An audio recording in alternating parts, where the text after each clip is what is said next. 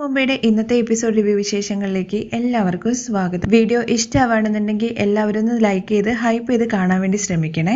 റിസോർട്ടിലെ മുറിയിൽ എത്തിയതിനു ശേഷം അലീനയുടെ അടുത്ത് തന്റെ അരികിലേക്ക് വന്ന് നിൽക്കാൻ വേണ്ടി ബാലചന്ദ്രൻ പറയുന്നുണ്ട്. അലീന അനുഭവിച്ച വിഷമങ്ങളെ കുറിച്ചിട്ട് അതിന്റെ വേദനയും ഒക്കെ എനിക്ക് അറിയാൻ വേണ്ടി സാധിക്കും. എന്തായാലും അനുഭവിക്കാൻ വേണ്ടി തന്നെ കയറി വന്നവളല്ലേ നീ. എന്തു വന്നു കഴിഞ്ഞാലും നേരിടാൻ തയ്യാറായിട്ട്, അതുകൊണ്ട് തന്നെ ഈ അവസ്ഥയിലൂടെ നീ കടന്നു പോയേ പറ്റുള്ളൂ. അതുമാത്രമല്ല, എന്റെ മാനസികാവസ്ഥ എന്താന്നുള്ള കാര്യം നിനക്ക് മാത്രമേ അറിയാൻ വേണ്ടി പറ്റൂ. എന്നേക്കാൾ കൂടുതൽ ഉത്തരവാദിത്തം നിനക്കുണ്ട്, എന്റെ കാര്യത്തിലും അതുപോലെ നിന്റെ കാര്യത്തിലും എന്റെ മക്കളുടെ കാര്യത്തിലും. ഞാനിങ്ങനെ ആയതിലും അതുപോലെ എന്റെ കുടുംബം ഇങ്ങനെ ആയതിലും നിനക്കും ഒരു പങ്കുണ്ട്. നിന്റെ ബ്രിജിത മമ്മയ്ക്കും കൈതക്കൽ കുഞ്ഞിരാമ മേനോനും മനുവിനും പങ്കുണ്ട്. അങ്ങനെ നോക്കിക്കഴിഞ്ഞു കഴിഞ്ഞാൽ ഒരുപാട് കാരണങ്ങളുണ്ട്. നിന്നെ കുറ്റപ്പെടുത്താൻ വേണ്ടി ഞാൻ പറഞ്ഞതല്ല. എന്തായാലും സംഭവിച്ചു പോയി. നിനക്കിതിൽ നിന്ന് കരകയറണം, എനിക്കും ഇതിൽ നിന്ന് കരകയറണം. അത് അത്ര ഈസി. ദൂരം ഒരുപാടുണ്ട് പോകാൻ. എനിക്ക് ഒറ്റയ്ക്ക് പറ്റത്തില്ല. ഞാനൊരു ഉരുക്കു മനുഷ്യനായിട്ടൊന്നും ജനിച്ചവനല്ല. ഒരു കുഞ്ഞായിട്ട് ജനിച്ച് മുട്ടിൽമേൽ എഴഞ്ഞ് പിച്ച വെച്ച് നടന്ന് ഒരുപാട് വിഷമങ്ങൾ അനുഭവിച്ചും സ്വപ്നം കണ്ടും പാതി വഴി മാത്രം എത്തിയ ഒരു സാധാരണ മനുഷ്യനാണ്. അത് കഴിഞ്ഞ് കൃഷ്ണമോളുടെ അരികിൽ ചെന്നിരുന്നിട്ട് ഞാൻ ഇപ്പോഴാണ് ഒരു കാര്യം ശ്രദ്ധിച്ചത്. നിങ്ങൾ രണ്ടുപേരും പരസ്പരം മിണ്ടുന്നില്ല. അലീന വലിയൊരു ടെൻഷനിലായിരുന്നു. പക്ഷെ നീ എന്താ മിണ്ടാത്തത്? ഇത് കേട്ട കൃഷ്ണമോള്, അച്ഛ എനിക്കൊന്നിനും മനസ്സ് വരുന്നില്ല, എനിക്കൊരു സന്തോഷമില്ല. നമ്മൾ ഇനിയിപ്പോ തിരിച്ച് വീട്ടിലേക്ക് ചെന്ന് കഴിഞ്ഞാൽ അവിടുത്തെ അവസ്ഥ എന്തായിരിക്കും? എനിക്ക് ഒന്നും അറിയില്ല എന്നൊക്കെയാണ് കൃഷ്ണമോള് പറയുന്നത്. നമുക്ക് എന്തായാലും കുറച്ചു നേരം ഗാർഡനിലൂടെയൊക്കെ ഒന്ന് ഇറങ്ങി നടക്കാം. അലീന നീയും വാ എന്ന് പറഞ്ഞിട്ട് 3 പേരും കൂടി റൂമിൽ നിന്ന് പുറത്തേക്ക് ഇറങ്ങുവാണ്. തുടർന്ന് നമ്മുടെ മനുവിനെ കാണിക്കുന്നത്. മനു കോട്ടയത്ത് ഒരു മോട്ടിവേഷണൽ ക്ലാസ് ഒക്കെ കഴിഞ്ഞിട്ട് വീട്ടിലേക്ക് തിരികെ വരുവാണ്. വന്ന ഉടനെ രാജീവൻ ചോദിക്കുന്നുണ്ട്, മനു നീ എവിടെ പോയതായിരുന്നു? നിന്റെ ഫോണിൽ വിളിച്ചിട്ട് കിട്ടുന്നില്ലല്ലോ.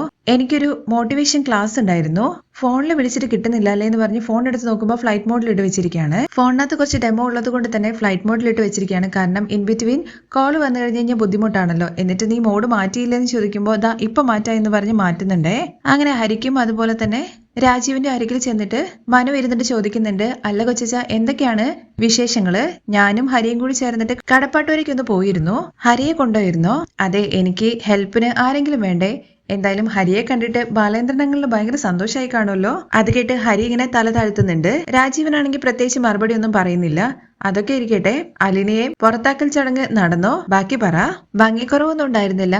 അവളെ വലിച്ചഴിച്ച് റോഡിലേക്ക് കൊണ്ടുപോയി തള്ളി. എന്നിട്ട് അവളുടെ സാമര ജംഗമ സാധനങ്ങളെല്ലാം വലിച്ചെറിഞ്ഞു കൊടുത്തു. ഇതെല്ലാം കേൾക്കുമ്പോഴേക്കും മനുവിന്റെ മുഖഭാവം മാറുന്നുണ്ടേ. ബാലചന്ദ്രനങ്ങള് ഇതെല്ലാം കണ്ടു നോക്കി നിന്നോ? ബാലചന്ദ്രനെ വിളിച്ച് അനുവാദം മേടിച്ച് സമക്ഷം ഒപ്പിടിപ്പിച്ചിട്ടൊന്നുമല്ല ഞങ്ങൾ ഈ കാര്യങ്ങൾ ചെയ്തത്.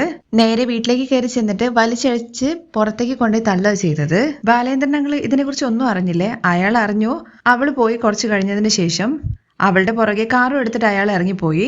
ഇതാണോ കൊച്ചച്ചൻ പറഞ്ഞ പ്രശ്നം തീർക്കല്? വൈജിക്ക് ഇത്രയും മതിയല്ലോ, പിന്നെ ഇതിൽ കൂടുതൽ എന്താ വേണ്ടത്? എന്തായാലും അവളുടെ ശത്രു ഇറങ്ങിപ്പോയല്ലോ. ഇല്ല കൊച്ചിച്ച, ഇല്ലാത്ത ശത്രുവിനെ വിളിച്ച് വരുത്തുവാണ് ചെയ്തത്. അതെങ്ങനെയാടാ, ഒന്ന് പറഞ്ഞ് മനസ്സിലാക്കിത്താ. ഇതുവരെ അലീന ആന്റിക്ക് ശത്രു അല്ലായിരുന്നു. അങ്കിൾ കാറെടുത്ത് പോയിട്ടുണ്ടെങ്കിൽ അലീനയെ കൂട്ടിക്കൊണ്ടുവരാതെ ഒരിക്കലും തിരിച്ചു വരത്തില്ല. ഞാനാണ് പറയുന്നത്, വേണമെങ്കിൽ കുറിച്ചു വെച്ചോ. ഇത് കേട്ടോണ്ട് വന്ന കമല പറയുന്നുണ്ട്, അതിന് ബാലേന്ദ്രൻ ഒറ്റയ്ക്കല്ലല്ലോ പോയത്, കൂടെ കൃഷ്ണജി ഉണ്ട്. അവളെയും കൂട്ടിയിട്ടാണോ അങ്കിള് പോയത്? ബാലേന്ദ്രൻ കാർ ഇറക്കിയ സമയത്ത് പോകരുതെന്ന് പറഞ്ഞിട്ട് അവള് കാറിനകത്ത് കയറി ഇരിക്കുക ചെയ്തത്. ബാലേന്ദ്രൻ അവളെയും കൂടെ കൊണ്ടുപോയി. കൊച്ചച്ചന്റെ വിചാരം ഇന്നത്തെ പ്ലാൻ സക്സസ് ആയി എന്നല്ലേ? പക്ഷെ അട്ടർ ഫെയിലിയർ ആയിരുന്നു കൊച്ചച്ച. വളരെ നൈസായിട്ട് അഴിക്കാവുന്ന കുരുക്ക് മാത്രമേ ഉണ്ടായിരുന്നുള്ളൂ. എന്നാൽ കൊച്ചച്ചൻ അത് വാരി കൂട്ടി പിഴിച്ച് 100 കണക്കിന് കെട്ടുള്ള ഒരു കൂരാ കുടുക്കാറ്റി മാറ്റി.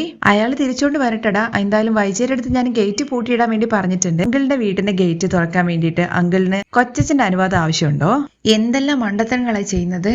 ഞാനൊന്നും പറയുന്നില്ല എന്ന് പറഞ്ഞ് മനു എഴുന്നേറ്റ് പോകാൻ വേണ്ടി നിൽക്കുന്നുണ്ട്. പക്ഷെ തിരിഞ്ഞു നിന്നുകൊണ്ട് ഒന്നുകൂടി പറയുന്നുണ്ട്, അലീനയെ എടുത്തിട്ട് ശൂന്യാകാശത്തോട്ട് വലിച്ചെറിഞ്ഞു എന്ന് കൊച്ചച്ചൻ വിചാരിക്കേണ്ട, ബൂമറാങ്ക് പോലെ അവൾ തിരിച്ചു വരും എന്ന് പറഞ്ഞ് മനു അവിടുന്ന് പോവാണേ. മനു പോയെന്ന് ഉറപ്പ് വരുത്തിയതിന് ശേഷമാണ് ഹരി കൊച്ചച്ചന്റെ അടുത്ത് പറയുന്നത്. അയാൾ അങ്ങനെയൊക്കെ പറയും, കാരണം കൂറ് അങ്കിളിനോടും അതുപോലെ അലീനയോടൊക്കെയാണ്. കൊച്ചച്ചൻ ഇതൊന്നും കാര്യാക്കണ്ട. മനുമുറിയിൽ എത്തിയതിന് ശേഷം മുത്തശ്ശിയുടെ ഫോണിലേക്ക് വിളിക്കുന്നുണ്ട്. ആദ്യം വിളിക്കുന്ന സമയത്ത് മുത്തശ്ശിക്ക് ഫോൺ എവിടാന്നുള്ള കാര്യം കാണാൻ പറ്റുന്നില്ലായിരുന്നു. രണ്ടാമത് വിളിക്കുമ്പോൾ മുത്തശ്ശി തപ്പി കണ്ടുപിടിച്ച് ഫോണ് അറ്റൻഡ് ചെയ്യുന്നുണ്ട്. മുത്തശ്ശി അല്ലേന്ന് ചോദിക്കുമ്പോൾ തിരിച്ച് മനു അല്ലേന്ന് ചോദിക്കാണ്. മുത്തശ്ശി നീയല്ലാതെ പിന്നെ ആര് വിളിക്കാനാടാ? മുത്തശ്ശി അലീന അവിടെ ഇല്ലേ? അത് അവള് ഇവിടെ ഇല്ലല്ലോ. അവള് പോയി. എപ്പോ പോയി എന്നാണ് മനുവിന്റെ അടുത്ത ചോദ്യം. എന്നോട് ആരും ഒന്നും പറഞ്ഞില്ലല്ലോ. നീ മനു ഒന്നും അറിഞ്ഞില്ലേ? ഇവിടെ രാജീവനും ഹരിയും കൂടി വന്നിട്ടല്ലേ അവളെ ഇറക്കി വിട്ടത്. നീ രാവിലെ ഇവിടെ വന്നിട്ട് അവളോട് പറഞ്ഞിട്ട് അവള് പോയിട്ടുണ്ടായിരുന്നില്ലല്ലോ. ഇത് കേട്ട ഉടനെ തന്നെ മനു അപ്പോ എല്ലാവരും കൂടി ചേർന്നിട്ട് അവളെ അവിടുന്ന് ബലമായിട്ട് ഇറക്കി വിട്ടു അല്ലേ? എനിക്കറിയാൻ മേല, ഞാന് ഈ കട്ടിലിനകത്ത് കിടക്കുമല്ലായിരുന്നോ? അത് ശരിയാണ്, മുത്തശ്ശിക്ക് ഒന്നിനും പങ്കില്ലല്ലോ. അറ്റ്ലീസ്റ്റ് മുത്തശ്ശിക്ക് ആ ഫോണെങ്കിലും കൊടുത്തു വിട്ടൂടായിരുന്നോ? അതിന് നീ എനിക്ക് മേടിച്ചു തന്ന ഫോണല്ലേ ഇത്? അലീനയ്ക്ക് ഫോണില്ലല്ലോ. മുത്തശ്ശിക്ക് ഞാൻ വേറെ ഫോൺ മേടിച്ചു തരില്ലായിരുന്നോ? ഞാനത് കൊടുത്തു വിട്ടില്ല. അല്ലെങ്കിലും എല്ലാവരും അങ്ങനെ തന്നെയാണ്, വേണ്ട കാര്യങ്ങളൊക്കെ ചെയ്യൂല, ഓർക്കൂല്ല. അവള് പോയില്ലേ, ഇനിയിപ്പോ എന്തിനാണ്? മുത്തശ്ശി എന്താ വിചാരിച്ചു വെച്ചിരിക്കുന്നത്? അവളങ്ങ് ഇറങ്ങി പോയി കഴിഞ്ഞു കഴിഞ്ഞാൽ എല്ലാ പ്രശ്നങ്ങളും തീർന്നെന്നോ? എവിടെ തീരാനാണ് മുത്തശ്ശി? ബാലേന്ദ്രൻ അങ്കിൾ ഉണ്ടോ വീട്ടില്? ഇല്ല. കൃഷ്ണമോളുണ്ടോ? ഇല്ല. കൃഷ്ണമോള് ബാലേന്ദ്രന്റെ കൂടെ പോയിരിക്കുകയാണ്. എന്താ മുത്തശ്ശി അതിന്റെയൊക്കെ അർത്ഥം? പ്രശ്നങ്ങള് ഇവിടെ തീർന്നില്ല എന്ന് മാത്രമല്ല, ആകെ മൊത്തം കൊളായി എന്ന്. ശരി, നമുക്ക് നോക്കാം ഇത് എവിടെ വരെ എത്തും എന്നുള്ള കാര്യം. മുത്തശ്ശി ഞാൻ വെക്കാന്ന് പറഞ്ഞ് ഫോൺ വെക്കുകയാണ് മനു. തുടർന്ന് വൈജ മുത്തശ്ശിക്ക് മരുന്ന് കൊടുക്കാൻ വേണ്ടിയിട്ട് റൂമിലേക്ക് ചെല്ലുന്നുണ്ട്. ബാലേന്ദ്രൻ എവിടെയാന്നുള്ള കാര്യത്തെക്കുറിച്ച് വല്ല അടയാളം കിട്ടിയോന്ന് ചോദിക്കുമ്പോൾ എവിടെ പോവാനാ, ഏറി വന്നു കഴിഞ്ഞാൽ എറണാകുളത്ത്. എറണാകുളത്ത് എന്താണ്? അല്ല, അവള് അങ്ങോട്ടായിരിക്കുമല്ലോ പോയിരിക്കുക. അങ്ങനെ ബാലേന്ദ്രൻ പോയിട്ടുണ്ടെന്നുണ്ടെങ്കിൽ ഉറപ്പായിട്ടും അവളെ വിളിച്ചിട്ടായിരിക്കും വരുന്നുണ്ടാവുക. അങ്ങനെ വന്നു കഴിഞ്ഞു കഴിഞ്ഞാൽ ഒന്നെങ്കിൽ ഞാന് അല്ലെങ്കിൽ അവള്, രണ്ടില് ആരെങ്കിലും ഒരാൾ മാത്രമേ ഇവിടെ ഉണ്ടാവുള്ളൂ. വൈജയ്, നീ ഇത് തണുപ്പിക്കാനല്ല ആളി കത്തിക്കാനാ വേണ്ടി ശ്രമിക്കുന്നത്. ഞാനല്ല ആളി കത്തിക്കാൻ വേണ്ടി ശ്രമിക്കുന്നത്. ബാലേന്ദ്രനാണ് അവളെ ഇവിടുന്ന് ഉച്ചയ്ക്ക് മുമ്പ് പറഞ്ഞു വിട്ടതാണ്. അവളങ്ങ് പോയിക്കോട്ടെ എന്ന് വിചാരിച്ചാൽ മതിയായിരുന്നു. ബാലേന്ദ്രന്റെ സമ്മതമില്ലാതെ നീയും നിന്റെ ആങ്ങളെയും മക്കളും കൂടി ചേർന്നിട്ടല്ലേ അവളെ ഇവിടുന്ന് അടിച്ചിറക്കിയത്. എൻ്റെ ആങ്ങള എന്ന് പറഞ്ഞാൽ അമ്മയുടെ ആരാണ്? മകൻ തന്നെയാണ്. പക്ഷെ ബാലേന്ദ്രന്റെ വീട്ടിൽ കയറിയിട്ട് വേറൊരാൾ തോന്നിയ ദിവസം കാണിച്ചു കഴിഞ്ഞാൽ അവൻ ചുമ്മാതിരിക്കുന്നു നിനക്ക് തോന്നുന്നുണ്ടോ? അവളെയും കൂട്ടിയിട്ട് തിരികെ ഇങ്ങോട്ട് വരട്ടെ, അന്നേരം ഞാൻ കാണിച്ചു കൊടുക്കാം. ഇനി അവൻ വന്നില്ലെങ്കിൽ നീ എന്ത് ചെയ്യും വൈജേ? അത് അന്നേരം നോക്കാം എന്നുള്ള കാര്യം ചെറിയൊരു വിഷമത്തോട് കൂടിയിട്ടാണ് കേട്ടോ വൈജ പറയുന്നത്. എടി, ബാലചന്ദ്രൻ ഒരു വാക്ക് പറഞ്ഞിട്ടുണ്ടായിരുന്നു, അലീനയെ ഇവിടുന്ന് പറഞ്ഞു വിട്ട് കഴിഞ്ഞു കഴിഞ്ഞാൽ അവൻ പോകുമെന്ന്. എന്തായാലും അതുപോലെ തന്നെ സംഭവിച്ചു. ജീവിക്കട്ടെ, പോയിട്ട് എത്ര കാലം ജീവിക്കുന്നുള്ള കാര്യം നമുക്ക് കാണാം. ആർക്ക് പോയിന്ന്?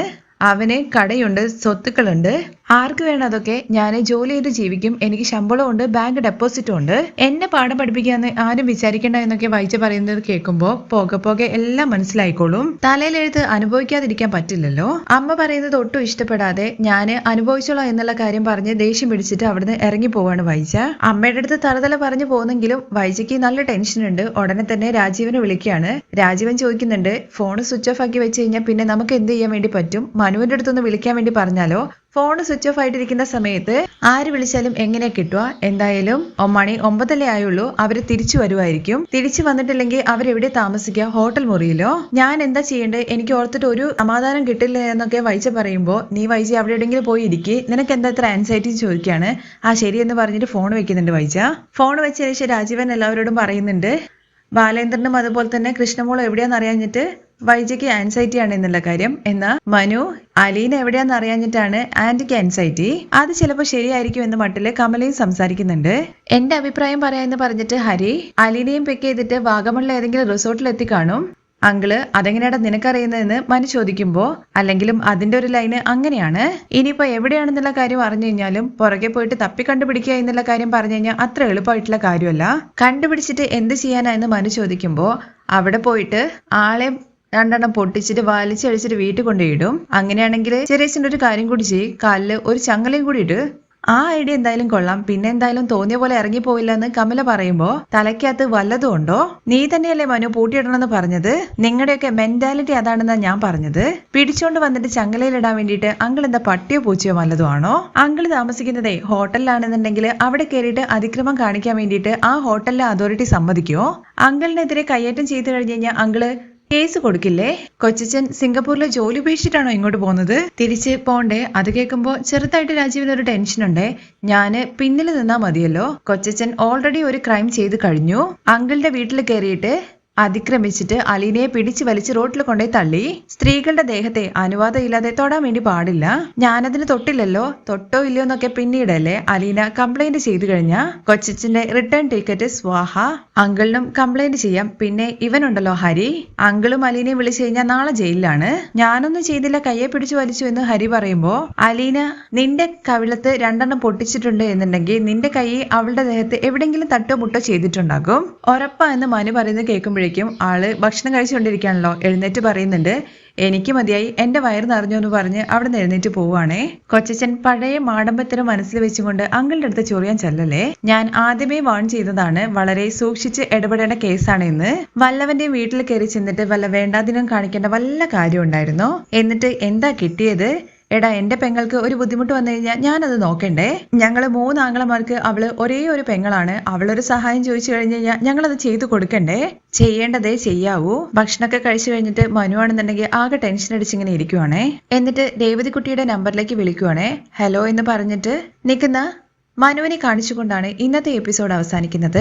നാളത്തെ പ്രോമോയിൽ കാണിക്കുന്നത് 3 പേരും കൂടി ചേർന്നിട്ട് കിടന്നുറങ്ങാൻ വേണ്ടി കിടക്കുന്നുണ്ട് ബെഡിനകത്ത്. അലീനയാണെന്നുണ്ടെങ്കിൽ കൃഷ്ണമോളുടെ തലയിൽ ഇങ്ങനെ തലോടിയിട്ടൊക്കെ കൊണ്ട് ഇരിക്കുന്നുണ്ട്. അലീന എപ്പോഴും ഉറങ്ങി പോകുന്നുണ്ട്. കൃഷ്ണമോള് ഉറങ്ങുന്നതിനിടയിൽ ബാലേന്ദ്രൻ അവിടുന്ന് എഴുന്നേറ്റ് പോയി എന്നുള്ള കാര്യം മനസ്സിലാക്കി കൃഷ്ണമോള് അച്ഛന്റെ പുറകെ ചെല്ലുന്നുണ്ട്. അച്ഛൻ എന്താ ഉറങ്ങാതെ ഇവിടെ വന്നിരിക്കുന്നത് എന്നുള്ള കാര്യം ചോദിക്കുമ്പോൾ, മോളെ ഞാന് ഒരു കഥ പറയാം എന്ന് പറഞ്ഞിട്ട് വൈജയുടെ ആ പഴയ കഥകള് പറയാണ് കൃഷ്ണമോളെടുത്ത്. അന്ന് നിന്റെ അമ്മ പ്രസവിച്ചിട്ട് എല്ലാവരും കൂടി ഓർഫനേജിൽ കൊണ്ടുപോയിട്ട് ഉപേക്ഷിച്ചിട്ട കുഞ്ഞാണ് വളർന്നു വലുതായി നമ്മുടെ വീട്ടിൽ വന്ന് നിൽക്കുന്ന അലീന.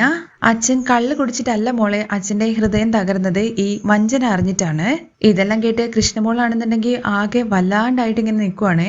അത്രയും നേരം അലീനയെ അകറ്റി നിർത്തുന്നത് പോലെയാണ് കൃഷ്ണമോൾ ഒരു വാക്ക് പോലും സംസാരിക്കാതെ അവിടെ ആ മുറിയിൽ കഴിഞ്ഞിട്ടുണ്ടായിരുന്നത്. എന്നാൽ സത്യങ്ങളെല്ലാം തിരിച്ചറിഞ്ഞ് അലീന കിടന്നുറങ്ങുവാണല്ലോ. ആ അലീനയെ ചെന്ന് ചേർത്ത് കെട്ടിപ്പിടിച്ചിട്ട് കിടക്കുവാണ് നമ്മുടെ കൃഷ്ണമോൾ ചെയ്യുന്നത്. വൈജിയാണെന്നുണ്ടെങ്കിൽ രാത്രിയായിട്ടും അവര് തിരിച്ചു വരാത്ത ടെൻഷനിൽ ഇങ്ങനെ ഇരിക്കുകയാണ് കേട്ടോ ചെയ്യുന്നത്.